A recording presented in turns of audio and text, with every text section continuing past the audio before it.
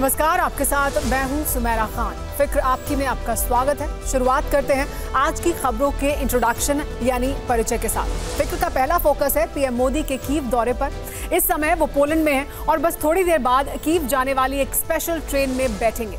War zone से होते हुए पीएम मोदी कल सुबह कीव पहुंचेंगे। लेकिन प्रधानमंत्री ट्रेन से ही यूक्रेन क्यों जा रहे हैं? ये ट्रेन कितनी सुरक्षित है? इसमें क्या सुविधाएं हैं? ऐसे तमाम सवालों के जवाब हम आपको देंगे।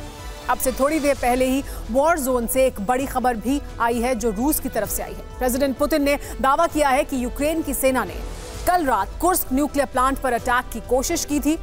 रूस की ओर से इसकी सूचना इंटरनेशनल एटॉमिक एनर्जी एजेंसी को दे दी गई है और एजेंसी ने इस न्यूक्लियर प्लांट की जांच के लिए स्पेशल टीम भेजने का भरोसा दिया है।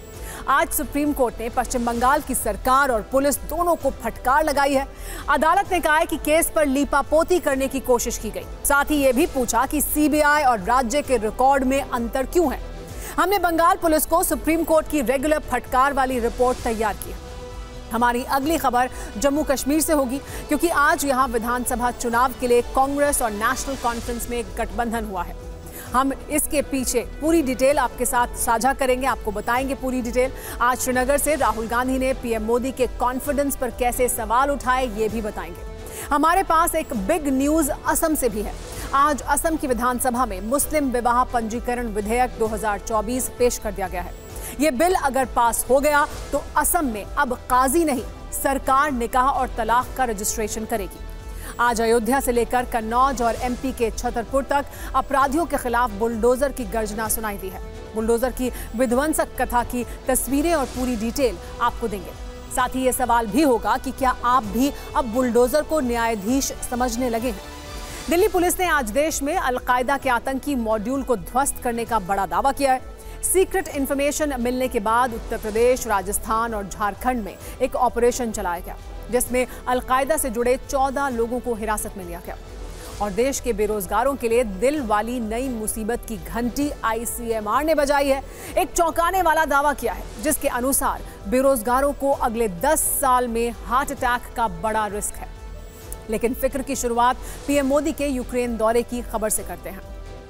आज की पहली खबर ग्लोबल है। इस खबर की चर्चा पूरी दुनिया में हो रही है क्योंकि प्रधानमंत्री मोदी पोलैंड के बाद यूक्रेन की यात्रा पर जा रहे हैं। उनका पोलैंड का 2 दिन का दौरा आज शाम को खत्म हो चुका है और अब से कुछ मिनट के बाद पीएम मोदी कीव के सफर पर होंगे। ये इस वक्त दुनिया की सबसे बड़ी खबर है। इस पर बड़े बड़े देशों की नजर लगी हुई है। सबसे बड़ी बात तो वो यहाँ न प्लेन से पहुंचेंगे न ही सड़क मार्ग से जाएंगे। वो पूरी रात 10 घंटे का सफर बहुत ही एक खास ट्रेन में करेंगे और वो भी वॉर जोन से होते हुए। इसके बाद जब वो कीव पहुंचेंगे तो वहां कुल 7 घंटे ही बिताएंगे। इन 7 घंटों में ही ज़ेलेंस्की से द्विपक्षीय वार्ता होगी और फिर वो वापस इसी ट्रेन में बैठकर 10 घंटे का सफर करके पोलैंड लौटेंगे और वहां से फिर दिल्ली के लिए उड़ान भरेंगे। यानी कुल मिलाकर 7 घंटे की यूक्रेन यात्रा के लिए वो 20 घंटे इसी ट्रेन में बिताएंगे। हमने आपको जब इतना बता दिया है तो आपके मन में इस ट्रेन को लेकर कुछ प्रश्न भी जरूर उठ रहे होंगे। आपके मन में ये चिंता होगी कि पीएम मोदी प्लेन से कीव क्यों नहीं जा रहे हैं, पीएम मोदी ट्रेन से कीव क्यों जा रहे हैं और ट्रेन से कीव जाना कितना सुरक्षित है। तो इन सवालों के जवाब देने से पहले हम आपको कुछ और तस्वीरें दिखाते हैं। सिर्फ पीएम मोदी ही नहीं, दुनिया भर के वर्ल्ड लीडर्स कीव जाने के लिए इसी स्पेशल ट्रेन की यात्रा कर चुके हैं। इनमें अमेरिकी प्रेसिडेंट जो बाइडेन का नाम शामिल है, फ्रांस के राष्ट्रपति इमैनुअल मैक्रों और जर्मन चांसलर ओलाफ शोल्ज भी इसी ट्रेन से वाया पोलैंड कीव जा चुके हैं। इटली की पीएम जॉर्जिया मेलोनी भी इसी ट्रेन से कीव पहुंची थी। अब पीएम मोदी भी इसी ट्रेन से कल सुबह तक कीव पहुंचेंगे। अब आते हैं इस ट्रेन की खासियत पर। यूक्रेन की ये ट्रेन इतनी स्पेशल क्यों है? कीव जाने के लिए ये ट्रेन वर्ल्ड लीडर्स की पहली पसंद क्यों बन चुकी है? आपके लिए हर सवाल का जवाब फिक्र की रिसर्च टीम ने तैयार किया है। पहला सवाल, इस ट्रेन का नाम क्या है? तो इसका जवाब है रेल फोर्स 1। ये नाम अमेरिकी एयरफोर्स 1 से प्रेरणा लेकर रखा गया है। एयरफोर्स 1 में अमेरिका के राष्ट्रपति हवाई यात्रा करते हैं। दूसरा सवाल, पीएम मोदी रेल फोर्स 1 से ही कीव क्यों जा रहे हैं? तो इसका जवाब यह है कि वर्ष 2022 में जब से रूस यूक्रेन युद्ध शुरू हुआ है तब से सुरक्षा कारणों के मद्देनजर कीव का एयर स्पेस बंद है। युद्ध की वजह से यूक्रेन के कई एयरपोर्ट्स ऑपरेशनल भी नहीं हैं और सड़क मार्ग से जाना जोखिम भरा है। इसीलिए वर्ल्ड लीडर्स पहले पोलैंड पहुंचते हैं, फिर कीव जाने के लिए रेल फोर्स 1 की यात्रा करते हैं। तीसरा सवाल, क्या यह ट्रेन इतनी सुरक्षित है कि रूस के हमले भी बेअसर हो सकते हैं? तो इसके जवाब में आपको उस रिपोर्ट के बारे में आइए बताते हैं जो ये कहती है कि वीवीआईपी पैसेंजर्स की सुरक्षा के लिए इसमें एडवांस्ड सिक्योरिटी फीचर्स अपनाए गए हैं। बुलेट प्रूफ खिड़कियां और सर्विलांस सिस्टम से लैस है ये ट्रेन। इसमें स्क्वायर कम्युनिकेशन नेटवर्क है जिसे इंटरसेप्ट नहीं किया जा सकता है। एडवांस हथियारों से लैस डेडिकेटेड सिक्योरिटी टीम इसमें 24 घंटे तैनात रहती है जो बाहर की परिस्थितियों को लगातार मॉनिटर करती रहती है। और तो और ट्रेन में पीएम मोदी के लिए कई लेयर की सुरक्षा है, विशेष कमांडो हैं और सुरक्षा अधिकारी तैनात किए गए हैं। यूक्रेन की ओर से अतिरिक्त सुरक्षा की व्यवस्था भी की गई है। अब आपको इस ट्रेन के अंदर लेकर चलते हैं। ये लग्जरी ट्रेन है जिसके अंदर 5 स्टार होटल जैसी सुविधाएं हैं। ट्रेन के भीतर लकड़ी से तैयार विशेष केबिन है।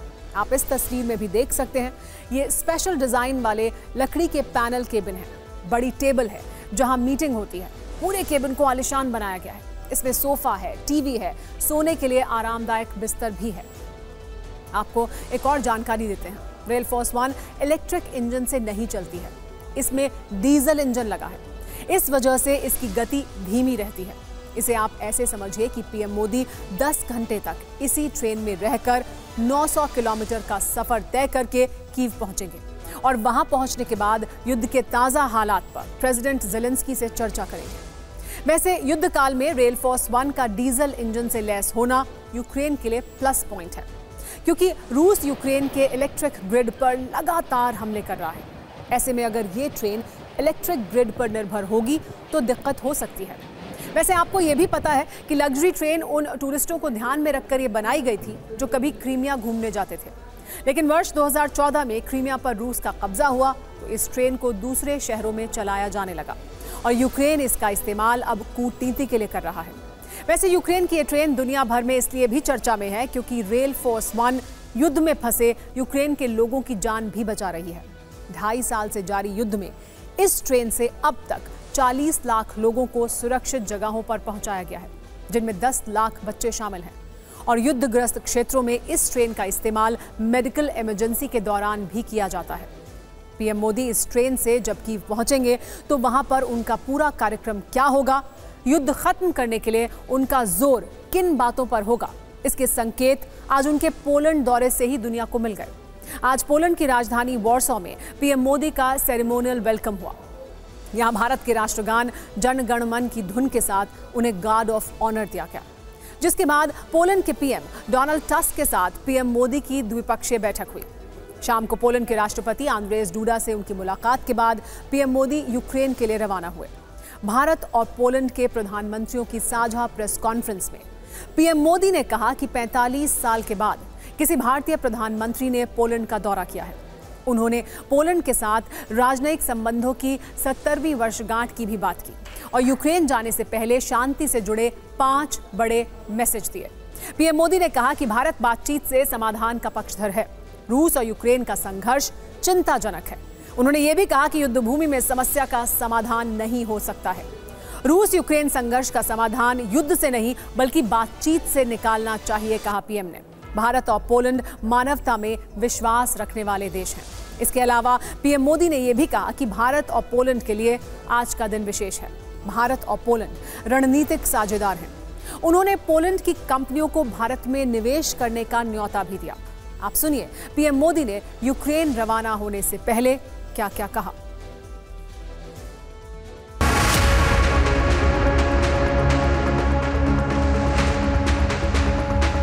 यूक्रेन और पश्चिम एशिया में चल रहे संघर्ष हम सभी के लिए गहरी चिंता का विषय है।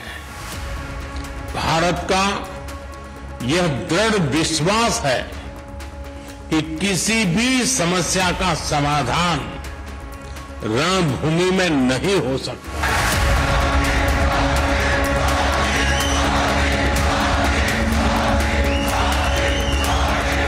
किसी भी संकट में मासूम लोगों की जान की हानि पूरी मानवता के लिए सबसे बड़ी चुनौती बन गई है।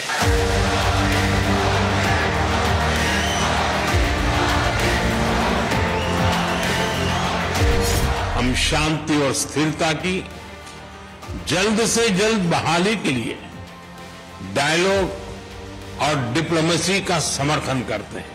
भारत अपने मित्र देशों के साथ मिलकर हर संभव सहयोग देने के लिए तैयार है।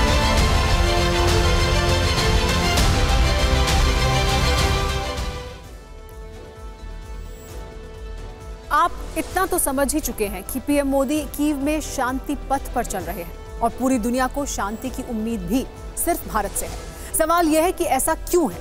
इसके कुछ बिग पॉइंट्स आइए आपको दिखाते हैं। भारत की विदेश नीति स्वतंत्र है। रूस से मजबूत रिश्ते दशकों पुराने हैं। वहीं भारत यूक्रेन की संप्रभुता का सम्मान भी करता है। पीएम मोदी दुनिया के उन चुनिंदा वर्ल्ड लीडर्स में से हैं जिनके लिए रूस और यूक्रेन दोनों ने संवाद का दरवाजा खोला हुआ है। रूस और यूक्रेन के बीच युद्ध छिड़ने के बाद भी पीएम मोदी लगातार युद्ध के खिलाफ ही रहे हैं। उन्होंने दुनिया के तमाम मंचों पर शांति और संवाद का ही पक्ष लिया है। रूस और पोलैंड के बाद अब माना जा रहा है कि यूक्रेन में भी इसी शांति और संवाद का संदेश पीएम मोदी राष्ट्रपति ज़ेलेंस्की को देंगे। सबसे बड़ी बात, युद्ध के माहौल में पीएम मोदी की कोशिशों पर दुनिया को भरोसा है। इसके संकेत अमेरिका से भी मिले हैं। अमेरिकी उप विदेश मंत्री रिचर्ड आर वर्मा ने बयान दिया है कि अमेरिका पीएम मोदी के यूक्रेन दौरे से बहुत खुश है। अमेरिका की नजर में ये एक महत्वपूर्ण यात्रा है। अमेरिका पीएम मोदी की उन पिछली टिप्पणियों की भी सराहना करता है जिनमें उन्होंने कई बार कहा है कि ये युग युद्ध का नहीं है और शांति से ही समाधान निकाला जा सकता है। पीएम मोदी कल जब कीव पहुंचेंगे तो वो इसी शांति मंत्र को बातचीत की टेबल पर रखेंगे। ज़ेलेंस्की से भी कहेंगे कि बम, बंदूक और गोली से समस्या का हल नहीं निकलता। वैसे आपको बता दें कि कल ही यूक्रेन राष्ट्रीय ध्वज दिवस भी मनाएगा। पीएम मोदी इस खास दिवस पर यूक्रेन के वीवीआईपी गेस्ट बनेंगे और कल जब वो ज़ेलेंस्की के साथ 1-to-1 बातचीत करेंगे तो वहां पहले से मौजूद TV9 भारतवर्ष के हमारे सहयोगी विपिन चौबे पल पल का अपडेट देंगे। वहां से प्रामाणिक जानकारी आप तक बिना देरी के पहुंचेगी। उन्होंने आज भी कीव से एक स्पेशल रिपोर्ट भेजी है जिसमें पीएम मोदी के कीव दौरे से जुड़ी तमाम जानकारियां हैं। वहां लोग पीएम मोदी से क्या उम्मीद कर रहे हैं, ये जानकारी भी इस रिपोर्ट में है।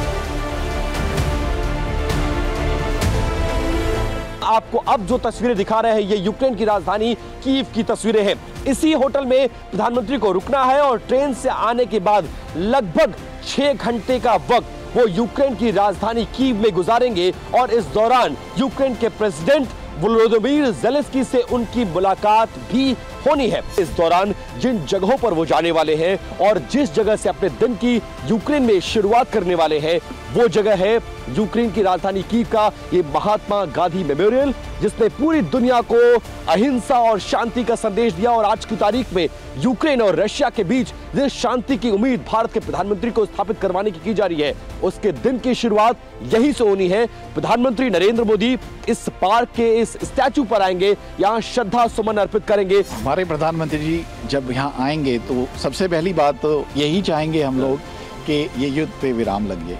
जब ये लग जाएगा, ये तो पूरी दुनिया चाह रहा है और यहाँ पे रहने वाले भारतीय, हमारा भी सबसे पहली चाहत यही है। अगर ये हो जाता है तो बाकी सारी चीजें अपने आप अपनी तरफ खींच लेंगी। अभी एक विश्व गुरु हैं हमारे, पूरे विश्व में एक वही ऐसी छवि रखते हैं जिनकी बात कोई सुनेगा और उस पर गौर करके आगे अमल करेगा। इसीलिए ऐसा लगता है सबको।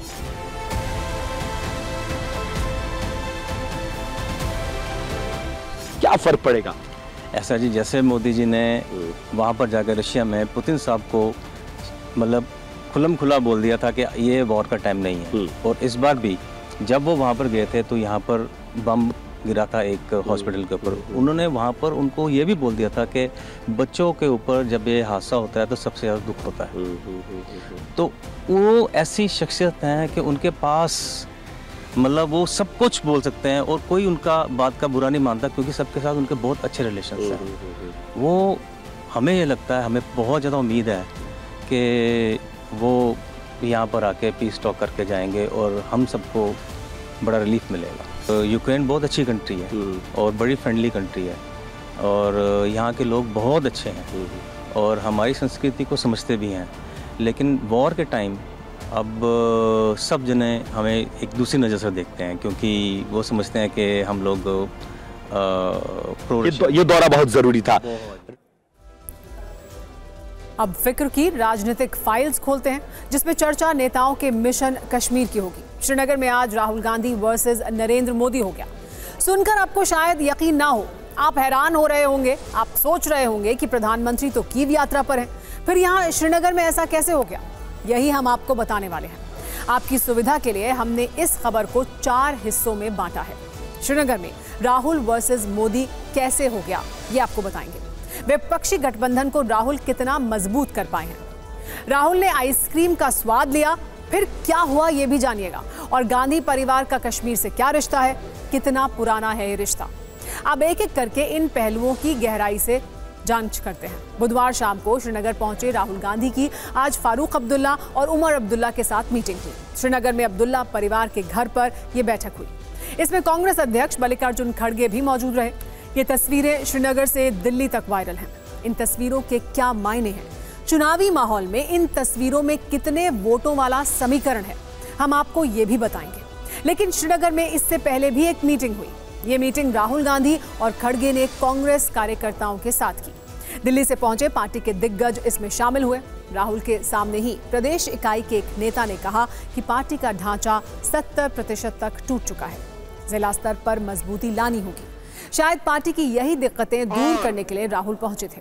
उन्होंने कार्यकर्ताओं में जोश भरने की कोशिश की और उनकी तुलना बब्बर शेर से की। लेकिन दिल्ली से 800 किलोमीटर दूर श्रीनगर में भी वो प्रधानमंत्री नरेंद्र मोदी को याद करना नहीं भूले। उनका अंदाज बहुत चुटीला था। उन्होंने पीएम मोदी का जिक्र कार्यकर्ताओं के सामने किया। राहुल ने कहा कि चुनाव में नरेंद्र मोदी जी के कॉन्फिडेंस को हमने खत्म कर दिया है। जो पहले छाती फैलाकर आते थे वो अब वैसे नहीं आते हैं। राहुल के मिशन कश्मीर पर श्रीनगर से आज कई वीडियो भी आए।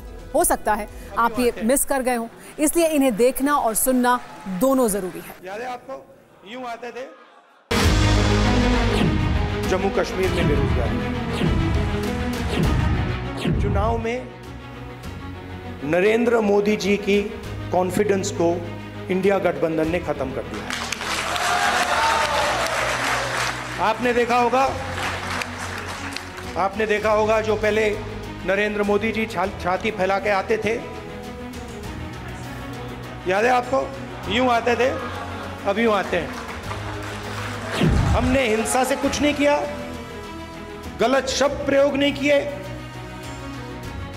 मगर नरेंद्र मोदी को साफ बता दिया कि आप जो अपने आप को सोचते हो वो नहीं हो। उनकी कॉन्फिडेंस को मैं आपको स्टेज से खुल के बता रहा हूं। उनकी सेल्फ कॉन्फिडेंस को, उनकी साइकोलॉजी को हमने तोड़ दिया। जम्मू और कश्मीर के जो लोग हैं उनका रिप्रेजेंटेशन जरूरी है,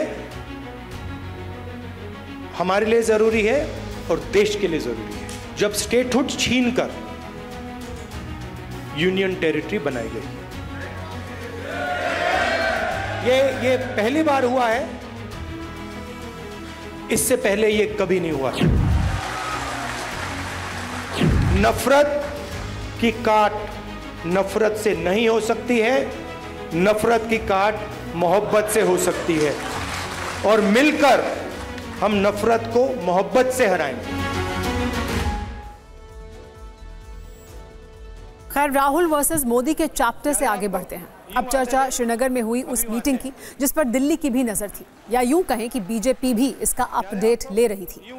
जम्मू कश्मीर में विधानसभा चुनाव है। राहुल गांधी मजबूत विपक्षी गठबंधन तैयार करने में जुटे हुए हैं। इसी कड़ी में वो अब्दुल्ला परिवार से मिले। ये तस्वीर उसी बैठक की है। फ्रेम में आपको सिर्फ 4 बड़े नेता नजर आएंगे। उमर अब्दुल्ला, राहुल गांधी, उनके साथ बैठे फारूक अब्दुल्ला और एक तरफ मल्लिकार्जुन खड़गे। ये तस्वीरें क्या कहती हैं? उससे पहले जब ये नेता नेशनल कॉन्फ्रेंस के अध्यक्ष फारूक अब्दुल्ला के घर पहुंचे तब क्या हुआ, जरा ये देख लीजिए। कांग्रेस नेताओं की गाड़ियों का काफिला जब आया तब 86 साल के फारूक अब्दुल्ला अपने बेटे उमर अब्दुल्ला के साथ राहुल और उनके साथ आए कांग्रेस नेताओं के स्वागत में खड़े थे। हैंडशेक और हल्की फुल्की बातचीत के बाद सभी लोग अंदर गए। फिर अंदर से ये तस्वीर सामने आई। सोफे पर मीटिंग वाले इसी वीडियो में जम्मू कश्मीर की सियासी कहानी छिपी हुई है। इसमें गठबंधन वाला चुनावी समीकरण है। इस वीडियो में आप नेताओं को तो देख पा रहे हैं, लेकिन क्या आप सीट और वोट वाला समीकरण देख पा रहे हैं? श्रीनगर में ये 90 विधानसभा सीटों के लिए विपक्ष के समीकरण वाली मुलाकात है। नेशनल कॉन्फ्रेंस और कांग्रेस को 2024 के लोकसभा चुनाव में जम्मू कश्मीर में कुल मिलाकर 41.68% वोट मिले थे। एक्सपर्ट्स ने लोकसभा चुनाव के उस नतीजे के आधार पर विधानसभा की संभावनाओं का विश्लेषण किया है और उसे संकेत मिले हैं कि अगर सारे कार्ड सही चले गए तो 41 विधानसभा सीटों में कांग्रेस और नेशनल कॉन्फ्रेंस के लिए संभावनाएं हैं।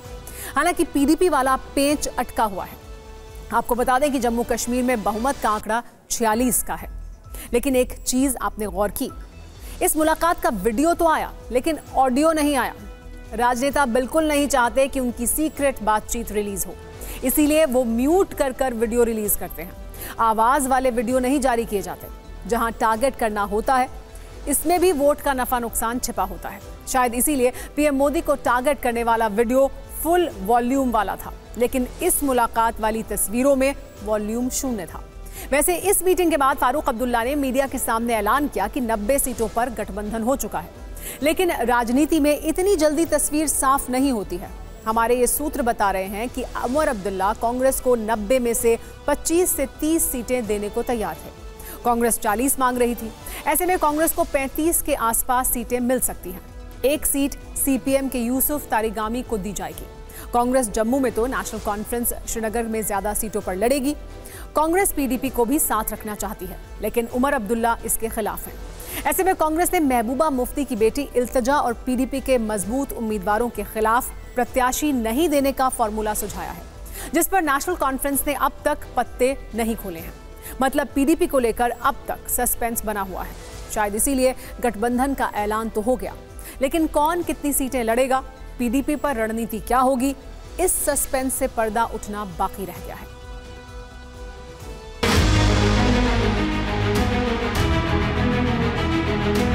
गठबंधन होगा, मगर कांग्रेस पार्टी के कार्यकर्ता की इज्जत, रिस्पेक्ट मेंटेन करके होगा।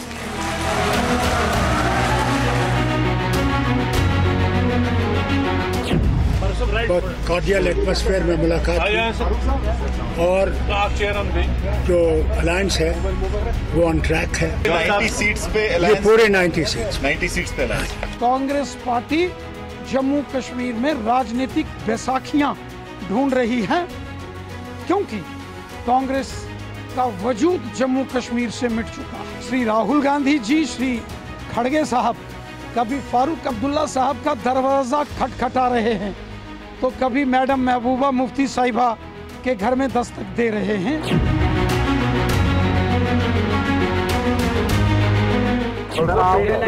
कोई जगह है इस अलायंस में? No doors are closed for anyone. Ideologically तो हम इंडिया ब्लॉक के साथ हैं एज पीडीपी, क्योंकि जिस चीज़ के लिए इंडिया अलायंस बनी है और जो काम इंडिया अलायंस इंडिया ब्लॉक कर रही है, हमारा भी मौक़िफ़ वही है। कम से कम हम लोग 40-45 सीट तो जीतने का,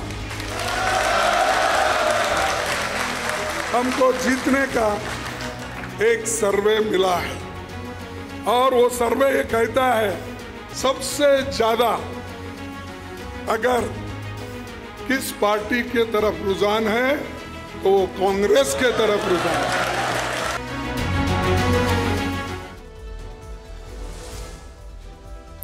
कल कांग्रेस की केंद्रीय चुनाव समिति की बैठक है। इस मीटिंग में जम्मू कश्मीर विधानसभा चुनाव के लिए उम्मीदवारों के नाम पर चर्चा होगी। राहुल गांधी जम्मू कश्मीर में गठबंधन की स्क्रिप्ट लिखने पहुंचे थे, जिसमें वो काफी हद तक कामयाब रहे, लेकिन आजकल वो जहां जाते हैं कुछ अलग करते हैं। श्रीनगर में भी बुधवार को उन्होंने कुछ वैसा ही किया, जिसका वीडियो सोशल मीडिया पर अब वायरल है। मिशन कश्मीर पर राहुल गांधी वाजवान और आइसक्रीम का लुत्फ उठाते दिखे। वाजवान कश्मीरी खाने की एक विशेष शैली है जो खास तौर पर कश्मीर की संस्कृति और परंपरा से जुड़ी हुई है। ये एक प्रकार का भव्य भोज है जिसमें कई तरह के व्यंजन शामिल होते हैं जो आमतौर पर मांसाहारी होते हैं। वाजवान का आयोजन विशेष अवसरों पर किया जाता है। इस भोज का आयोजन एक कुशल कुक करता है जिसे वाज कहा जाता है। ये कुक पारंपरिक कश्मीरी व्यंजनों को बनाने में माहिर होता है। राहुल गांधी ने लोगों के बीच ही खाने का ऑर्डर दिया और भीड़ ने उन्हें घेर लिया। आइसक्रीम खाने वो लाल चौक के एक मशहूर रेस्टोरेंट गए तो वहां भी लोग उन्हें देखकर हैरान हुए। आइसक्रीम का स्वाद लेते राहुल को देखने के लिए भीड़ जमा हो गई। कोई तारीफ कर रहा था तो कोई सेल्फी ले रहा था। राहुल के साथ बैठकर लोग फोटो खिंचवा रहे थे। इस भीड़ में एक छोटी बच्ची भी थी जिसे उन्होंने गोद में उठाया। वैसे श्रीनगर में राहुल के खान पान वाले वीडियो जितने वायरल हैं, उतनी ही वायरल सियासत भी हो रही है। बीजेपी ने इन तस्वीरों के बहाने कांग्रेस को कश्मीर में मोदी सरकार के कामकाज और नीतियों की याद दिला दी है।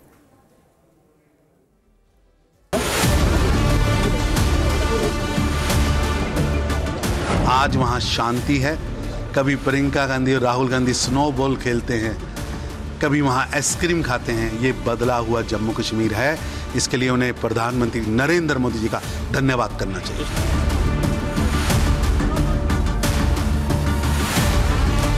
आज हालात इस तरह से नॉर्मल है कि राहुल जी रात को श्रीनगर की सड़कों पे निकलकर ई रिक्शा में जाकर आइसक्रीम खाते हैं।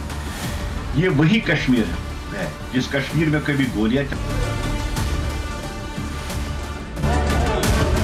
नरेंद्र मोदी सरकार 10 साल से जो काम किया है, इसके कारण से आज लाल चौक में जाते हैं, अब सिस्टर के साथ मिलके जो फाड़ियों में घूमते हैं। श्रीनगर के बाद राहुल गांधी और मल्लिकार्जुन खड़गे कांग्रेस नेताओं के साथ जम्मू गए। यहां भी वो कार्यकर्ताओं से मिले। वैसे राहुल जब श्रीनगर गए तो गांधी परिवार के कश्मीर से पुराने रिश्तों का जिक्र चल पड़ा। हमारी रिसर्च टीम ने आपके लिए कुछ दिलचस्प तस्वीरें निकाली हैं। कश्मीर को जवाहरलाल नेहरू ने अपने दिल के बहुत करीब बताया था। 1948 में जब वो श्रीनगर गए थे तब उन्हें देखने के लिए हजारों लोग उमड़ पड़े थे। उन्होंने झेलम में 2 घंटे की बोटिंग की थी और एक तस्वीर 1949 की है जब लाल चौक पर वो शेख अब्दुल्ला के साथ थे। तब भी उन्हें देखने के लिए लोग इकट्ठा हुए थे। इस पीढ़ी के बाद भी कश्मीर से गांधी परिवार का रिश्ता कायम रहा। ये तस्वीर तब की है जब अपने पिता राजीव गांधी और मां सोनिया गांधी के साथ राहुल गांधी वहां गए थे। इसमें प्रियंका गांधी भी हैं और फारूक अब्दुल्ला का पूरा परिवार नजर आ रहा है। इस पिक्चर में एक तरफ उमर अब्दुल्ला भी हैं। फिक्र आपकी में इसके बाद अब बात कोलकाता रेप और मर्डर केस की, जिसमें आज कोलकाता से लेकर दिल्ली तक काफी एक्शन देखने को मिला। सबसे पहले इस केस से जुड़े आज के 5 बड़े अपडेट आपको दे देते हैं, फिर आगे की बात करेंगे। सीबीआई ने आज मामले के मुख्य आरोपी संजय रॉय का साइकोलॉजिकल ऑटोप्सी टेस्ट किया। इसमें उसकी निजी जिंदगी से जुड़े अहम सवाल पूछे गए। इसके अलावा सियालदह कोर्ट ने आज आरजीकर कॉलेज के पूर्व प्रिंसिपल संदीप घोष के पॉलीग्राफ टेस्ट को मंजूरी दे दी। 4 ट्रेनी डॉक्टरों के भी पॉलीग्राफ टेस्ट का आदेश दिया गया। सीबीआई की अपील पर कोर्ट ने इसकी इजाजत दी है। तीसरा अपडेट यह है कि बंगाल की सीएम ममता बनर्जी ने देश में रेप की बढ़ती घटनाओं पर पीएम मोदी को चिट्ठी लिखी है। चिट्ठी में उन्होंने 3 मांगे की हैं। वो मांगे क्या हैं, ये हम आगे दिखाने वाले हैं। इस मामले पर आज सुप्रीम कोर्ट में सुनवाई भी हुई, जहां शीर्ष अदालत ने बंगाल पुलिस को जमकर फटकार लगाई। सबसे पहले बात सुप्रीम कोर्ट में सुनवाई की, जहां अदालत ने एक ऐसी बात कही जिससे कोलकाता पुलिस और पश्चिम बंगाल सरकार की प्रतिष्ठा पर बड़ी चोट कहा जा सकता है। आज सुनवाई के दौरान जस्टिस जेबी पारदीवाला ने कहा कि कोलकाता पुलिस की भूमिका संदेहजनक है। जांच में ऐसी लापरवाही उन्होंने पिछले 30 साल में नहीं देखी है।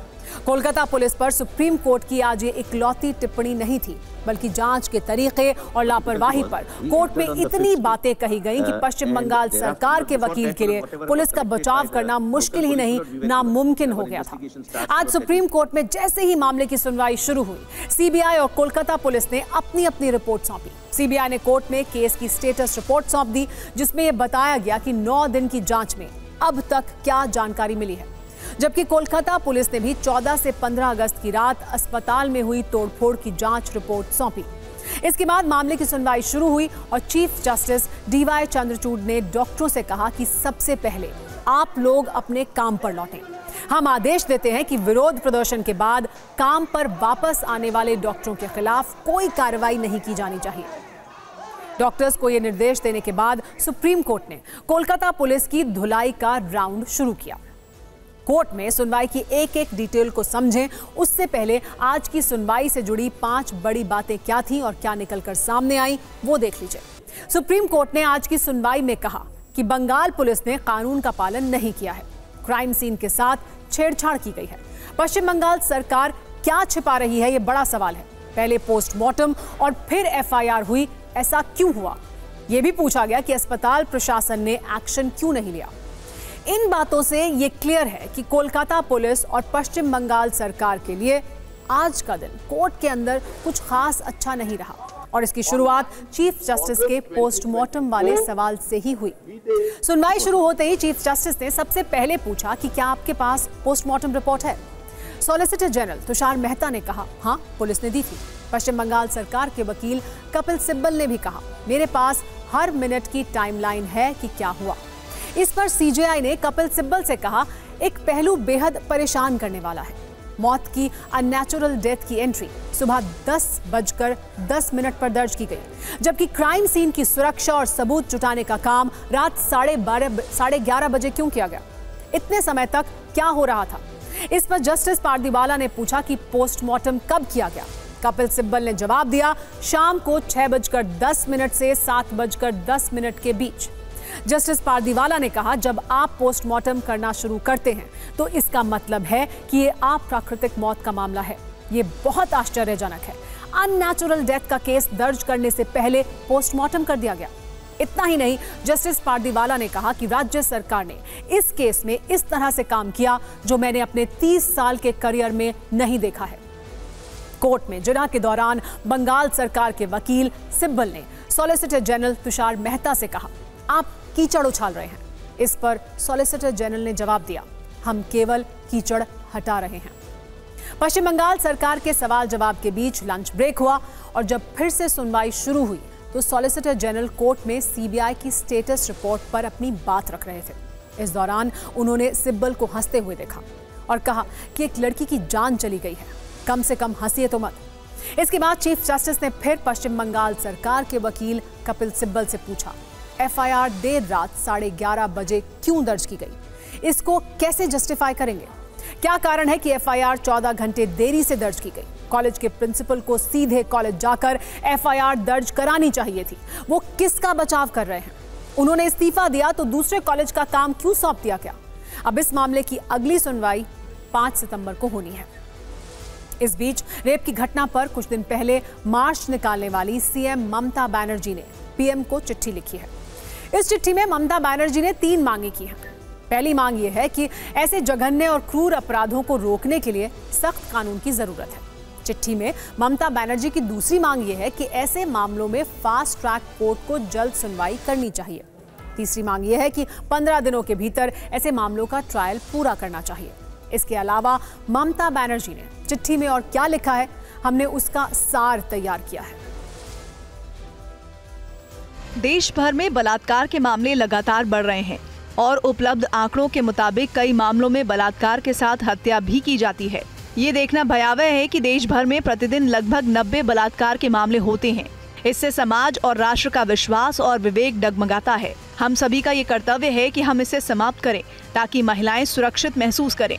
ऐसे गंभीर और संवेदनशील मुद्दे को कठोर केंद्रीय कानून के माध्यम से व्यापक तरीके से संबोधित करने की आवश्यकता है, जिसमें ऐसे जघन्य अपराधों में शामिल व्यक्तियों के खिलाफ कठोर सजा का प्रावधान हो। ऐसे मामलों में त्वरित न्याय सुनिश्चित करने के लिए फास्ट ट्रैक की स्थापना भी प्रस्तावित कानून में विचार किया जाना चाहिए। ऐसे मामलों में जल्द इंसाफ दिलाने के लिए 15 दिनों के अंदर ट्रायल पूरा होना चाहिए। ममता केंद्र से सख्त कानून की मांग कर रही हैं। दूसरी तरफ पश्चिम बंगाल के राज्यपाल सीवी आनंद बोस राज्य सरकार की कार्रवाई पर सवाल उठा रहे हैं।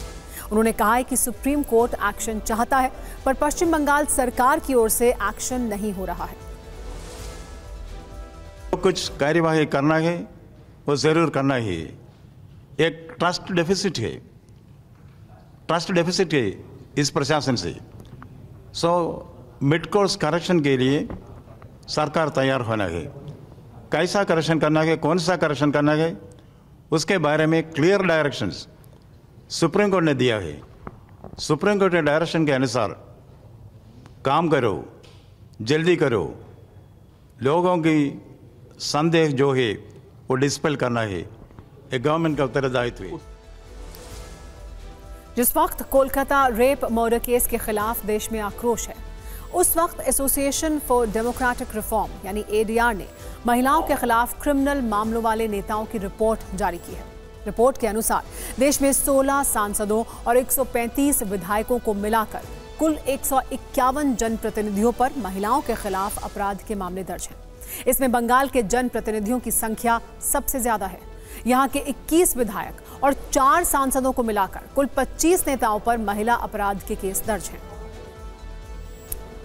फिक्र में अब उस बुलडोजर की बात करते हैं जो आजकल भारत का सबसे चर्चित यंत्र बन चुका है, क्योंकि जो बुलडोजर पहले निर्माण के लिए और अवैध अतिक्रमण को हटाने के लिए या तोड़ने के लिए चलता था, अब उसी बुलडोजर से दंगाइयों, रेप के आरोपियों और पत्थरबाजों के ठिकाने कुचले जा रहे हैं। और सबसे बड़ी बात यह है कि यह बुलडोजर सेक्युलर है, क्योंकि ये जात और धर्म नहीं देख रहा है, क्योंकि ये मोहित खान पर भी चल रहा है और नवाब सिंह यादव पर भी। आज हम आपको यूपी से एमपी तक बुलडोजर की इसी विध्वंस कथा के बारे में बताने जा रहे हैं। आज अयोध्या में रेप के आरोपी मोहित खान के शॉपिंग कॉम्प्लेक्स के अवैध हिस्से को प्रशासन ने गिरा दिया।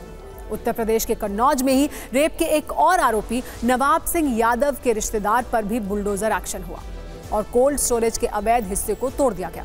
इसके अलावा आज मध्य प्रदेश के छतरपुर में पत्थरबाजी के आरोपी शहजाद हाजी के आलिशान घर को भी बुलडोजर ने चूर चूर कर दिया। दावा है कि वहां भी बड़े स्तर पर अवैध निर्माण किया गया था। इसीलिए आज हमने बुलडोजर वाले एक्शन पर दर्शकों के लिए एक दिलचस्प वीडियो फाइल तैयार की है, जिसने सियासत के तापमान को भी बढ़ा दिया है। पहले आपको एमपी में छतरपुर वाले उस बुलडोजर एक्शन के बारे में बताते हैं, जिस पर अब भारी भरकम राजनीति शुरू हो गई है। आज छतरपुर में प्रशासन ने एक आलिशान घर को कुछ घंटे के अंदर चूर चूर कर दिया और आपको ये जानकर हैरानी होगी कि ये महल नुमा घर पत्थरबाजी के एक आरोपी का था, जिसका नाम है हाजी शहजाद अली। प्रशासन का दावा है कि इस घर का निर्माण अवैध तरीके से किया गया था। ये आलिशान बंगला इतना बड़ा था कि इसे तोड़ने के लिए प्रशासन ने एक नहीं बल्कि कई बुलडोजर काम पर लगाए थे। कुछ घंटे की मेहनत के बाद इस बंगले का हाल क्या से क्या हो गया, ये भी आप तस्वीरों में देख सकते हैं। जो भव्य बंगला 20,000 वर्ग फीट की जमीन पर बना हुआ था, वो कुछ घंटे के बाद एक खंडहर में तब्दील कर दिया गया।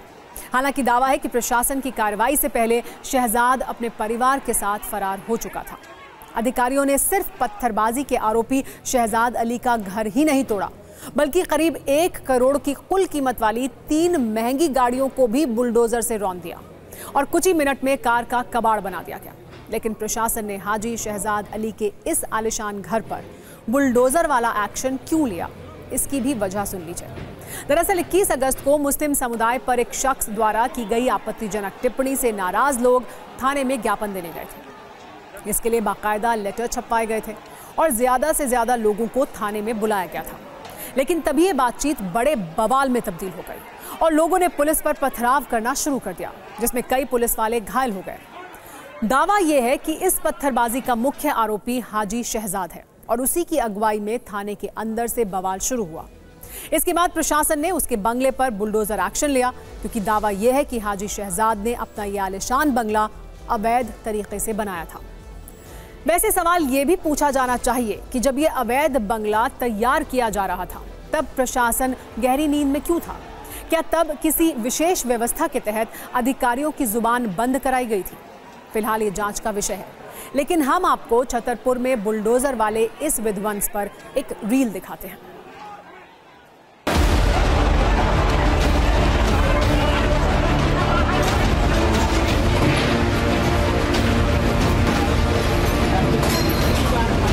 आज भी प्रशासन और पुलिस के द्वारा मिलकर के एक जो अवैध निर्माण था उस पर भी कार्रवाई की जा रही है। हाजी शहजाद हैं जिनके और उनके साथ के लोग हैं, उन पर उनका मकान है और करोड़ों की कीमत का अभी प्रथम दृष्टया पता चला।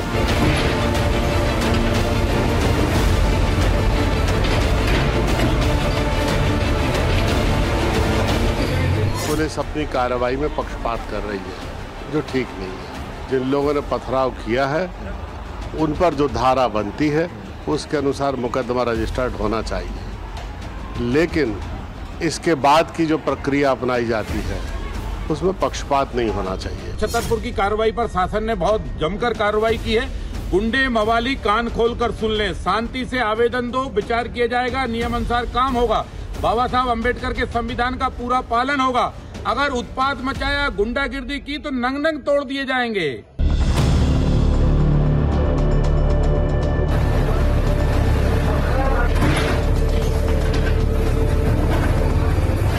पुलिस थाने पर पथराव हुआ जिसमें पुलिस के अधिकारी कर्मचारी घायल हुए। जवाब में आज पुलिस ने आरोपियों के घर चिन्हित किए। जहां जहां भी अतिक्रमण था वहां पर नगर निगम का अमला बुलडोजर लेकर पहुंचा और मकान तोड़े भी गए। मध्य प्रदेश के साथ आज उत्तर प्रदेश के अयोध्या में भी बुलडोजर ने अवैध निर्माण को रौंद दिया और ये अवैध निर्माण था गैंगरेप के आरोपी मोहित खान का। आज प्रशासन ने आरोपी मोहित खान के शॉपिंग कॉम्प्लेक्स के 1/3 हिस्से को मिट्टी में मिला दिया क्योंकि दावा है कि ये निर्माण तालाब की जमीन पर अवैध तरीके से किया गया था। गैंगरेप के आरोपी मोहित खान का ये शॉपिंग कॉम्प्लेक्स भी करीब 4500 स्क्वायर फीट में फैला हुआ था और इसे तोड़ने के लिए अधिकारी एक नहीं बल्कि 3-3 बुलडोजर लेकर पहुंचे थे। एक छोटी सी रील इस पर भी देखिए, फिर आपको अपराधियों में बुलडोजर वाली दहशत का नया ट्रेंड भी दिखाएंगे।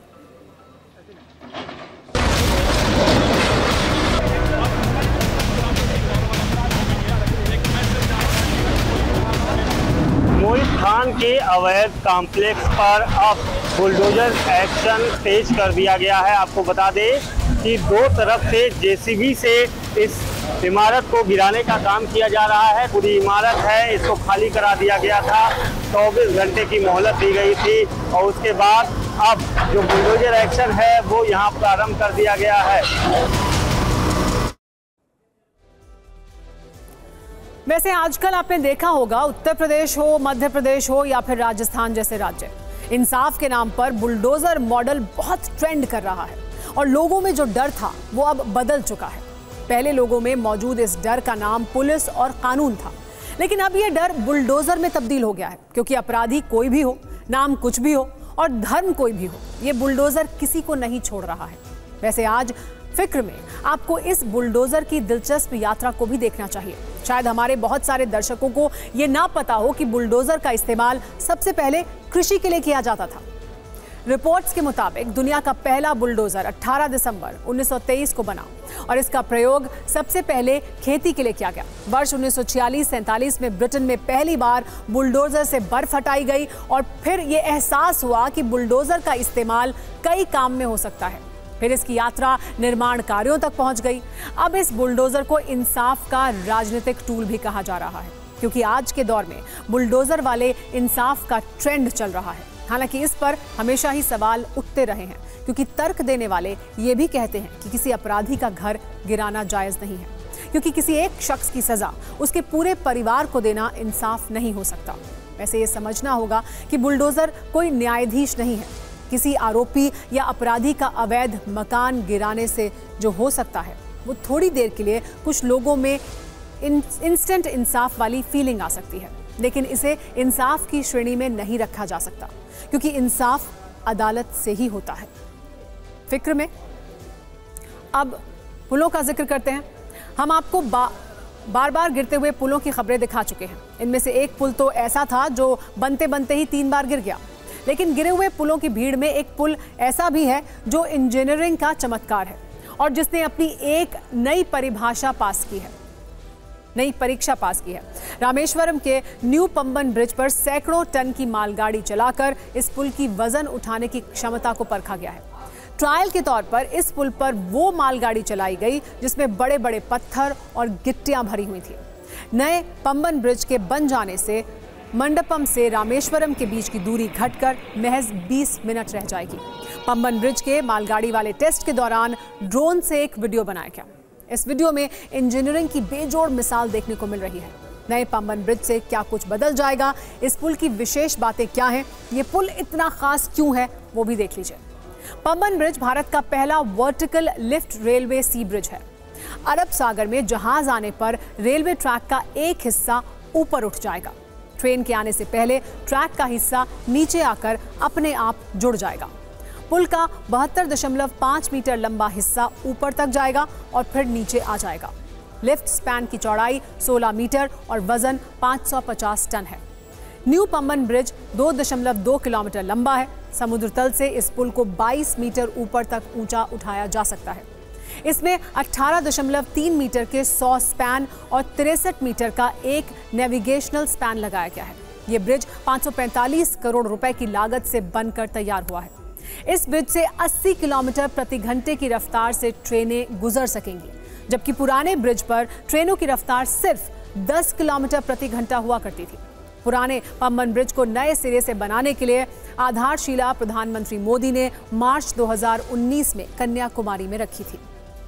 तमिलनाडु में नया पंबन ब्रिज अपने साथ 110 वर्षों की विरासत समेटे हुए है। ये भारत का पहला सी ब्रिज है। पंबन रेलवे पुल के निर्माण को दी गई पहली बार 1870 के दशक में कोशिशें शुरू हुई थी, जब ब्रिटिश सरकार ने श्रीलंका तक व्यापार कनेक्टिविटी का विस्तार करने का निर्णय लिया था। ब्रिटिश सरकार चाहती थी कि श्रीलंका तक व्यापार में कोई दिक्कत न आए। इसके लिए इस पुल को बनाने की कोशिशें शुरू हुई। वर्ष 1911 में रामेश्वरम में पंबन ब्रिज का निर्माण शुरू हुआ था। वर्ष 1914 में पंबन ब्रिज को खोल दिया गया।